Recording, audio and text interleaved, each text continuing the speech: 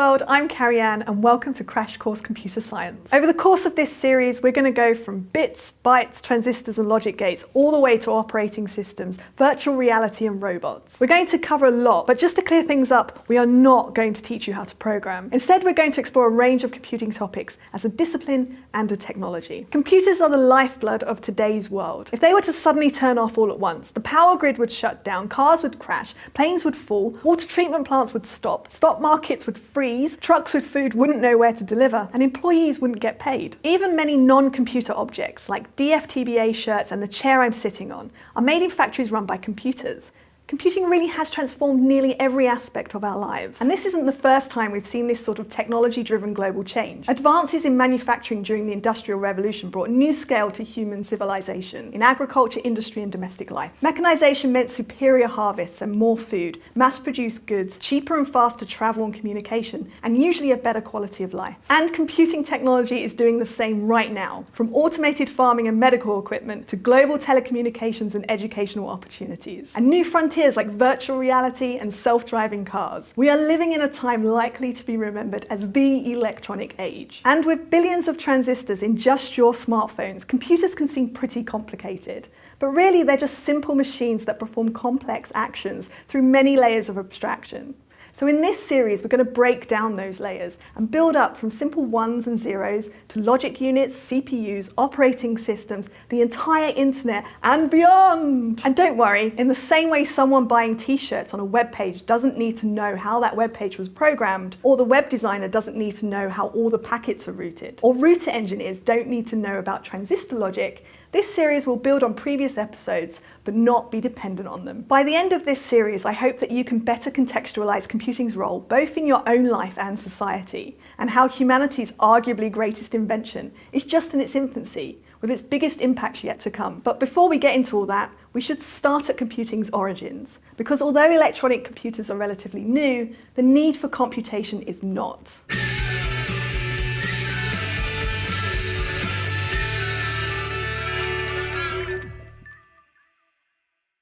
The earliest recognized device for computing was the abacus, invented in Mesopotamia around 2500 BCE. It's essentially a hand-operated calculator that helps add and subtract many numbers. It also stores the current state of the computation, much like your hard drive does today. The abacus was created because the scale of society had become greater than what a single person could keep and manipulate in their mind. There might be thousands of people in a village, or tens of thousands of cattle. There are many variants of the abacus, but let's look at a really basic version, with each row representing a different power of 10. So each bead on the bottom row represents a single unit. In the next row, they represent 10, the row above, 100, and so on. Let's say we have 3 heads of cattle represented by 3 beads on the bottom row on the right side. If we were to buy 4 more cattle, we would just slide 4 more beads to the right for a total of 7. But if we were to add 5 more after the first 3, we would run out of beads. So we would slide everything back to the left, slide 1 bead on the second row to the right, representing 10, and then add the final 2 beads on the bottom row for a total of 12.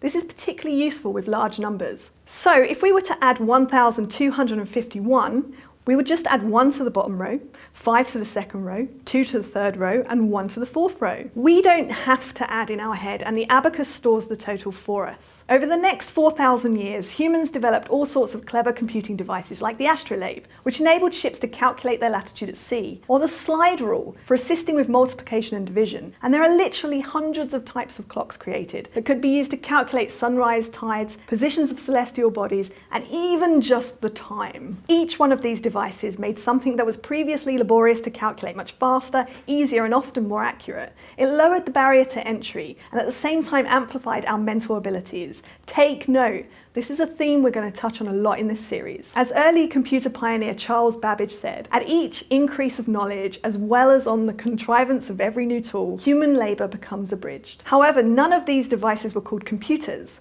The earliest documented use of the word computer is from 1613 in a book by Richard Braithwaite. And it wasn't a machine at all, it was a job title. Braithwaite said, "I have read the truest computer of times and the best arithmetician that ever breathed, and he reduceth thy days into a short number." In those days, computer was a person who did calculations, sometimes with the help of machines, but often not. This job title persisted until the late 1800s, when the meaning of computers started shifting to refer to devices. And notable among these devices was the step reckoner built by German polymath Gottfried Leibniz in 1694. Leibniz said, "It is beneath the dignity of excellent men to waste their time in calculation when any peasant could do the work just as accurately with the aid of a machine." It worked kind of like the odometer in your car, which is really just a machine for adding up the number of miles your car has driven. The device had a series of gears that turned. Each gear had 10 teeth to represent the digits from 0 to 9. Whenever a gear bypassed 9, it rotated back to 0 and advanced the adjacent gear by 1 tooth. Kind of like when hitting 10 on that basic abacus. This worked in reverse when doing subtraction too. With some clever mechanical tricks, the step reckoner was also able to multiply and divide numbers.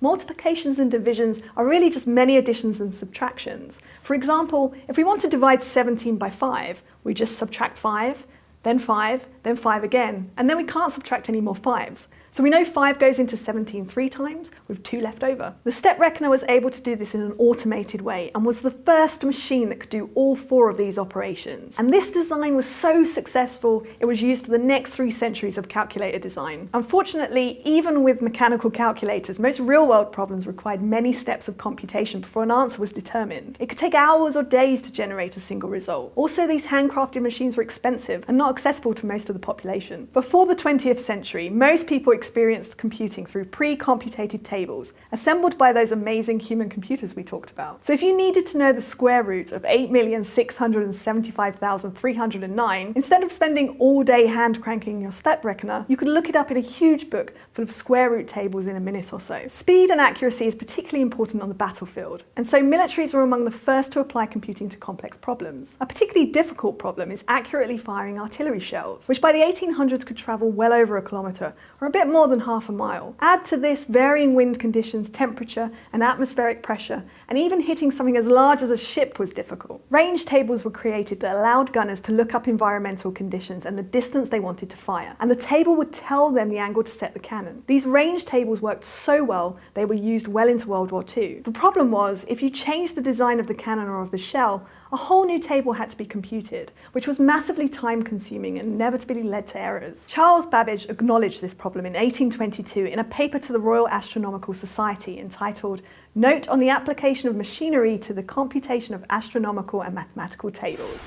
Let's go to the thought bubble. Charles Babbage proposed a new mechanical device called the difference engine, a much more complex machine that could approximate polynomials. Polynomials describe the relationship between several variables, like range and air pressure, or amount of pizza Carrie-Anne eats and happiness. Polynomials could also be used to approximate logarithmic and trigonometric functions, which are a real hassle to calculate by hand. Babbage started construction in 1823, and over the next 2 decades tried to fabricate and assemble the 25,000 components, collectively weighing around 15 tons. Unfortunately, the project was ultimately abandoned. But in 1991, historians finished constructing a difference engine based on Babbage's drawings and writings, and it worked. But more importantly, during construction of the difference engine, Babbage imagined an even more complex machine, the analytical engine. Unlike the difference engine, step reckoner and all other computational devices before it, the analytical engine was a general purpose computer. It could be used for many things, not just one particular computation. It could be given data and run operations in sequence, it had memory and even a primitive printer. Like the difference engine, it was ahead of its time and was never fully constructed. However, the idea of an automatic computer, one that could guide itself through a series of operations automatically, was a huge deal and would foreshadow computer programs. English mathematician Ada Lovelace wrote hypothetical programs for the analytical engine, saying a new, a vast and a powerful language is developed for the future use of analysis. For her work, Ada is often considered the world's first programmer. The analytical engine would go on to inspire arguably the first generation of computer scientists, who incorporated many of Babbage's ideas in their machines. This is why Babbage is often considered the father of computing. Thanks, Thought Bubble! So by the end of the 19th century, computing devices were used for special purpose tasks in the sciences and engineering, but rarely seen in business, government or domestic life. However, the US government faced a serious problem for its 1819 census that demanded the kind of efficiency that only computers could provide. The US Constitution requires that a census census be conducted every 10 years for the purposes of distributing federal funds, representation in Congress, and good stuff like that. And by 1880, the US population was booming, mostly due to immigration. That census took 7 years to manually compile, and by the time it was completed, it was already out of date. And it was predicted that the 1819 census would take 13 years to compute. That's a little problematic when it's required every decade. The Census Bureau turned to Herman Hollerith, who built a tabulating machine. His machine was electromechanical. It used traditional mechanical systems for keeping count, like Leibniz's step reckoner, but coupled them with electrically powered components. Hollerith's machine used punch cards, which were paper cards with a grid of locations that could be punched out to represent data. For example, there was a series of holes for marital status. If you were married, you would punch out the married spot. Then when the card was inserted into Hollerith's machine, little metal pins would come down over the card. If a spot was punched out, the pin would pass through the hole in the paper and into a little vial of mercury, which completed the circuit. This now completed circuit powered an electric motor, which turned a gear to add one, in this case, to the married total. Hollerith's machine was roughly 10 times faster than manual tabulations, and the census was completed in just 2.5 years, saving the census office millions of dollars. Businesses began recognizing the value of computing and saw its potential to boost profits by improving labor and data-intensive tasks, like accounting, insurance appraisals, and inventory management. To meet this demand, Hollerith founded the Tabulating Machine Company, which later merged with other machine makers in 1924 to become the International Business Machines Corporation, or IBM, which you've probably heard of. These electromechanical business machines were a huge success, transforming commerce and government, and by the mid-1900s, the explosion in world population and the rise of globalized trade demanded even faster and more flexible tools for processing data, setting the stage for digital computers, which we'll talk about next week. Crash Course Computer Science is produced in association with PBS Digital Studios. At their channel, you can check out a playlist of shows like PBS Idea Channel, Physics Girl, and It's Okay to Be Smart. This episode was filmed at the Chad and Stacey Emigalt Studio in Indianapolis, Indiana, and it was made with the help of all these nice people and our wonderful graphics team, Thought Cafe. Thanks for watching. I'll see you later.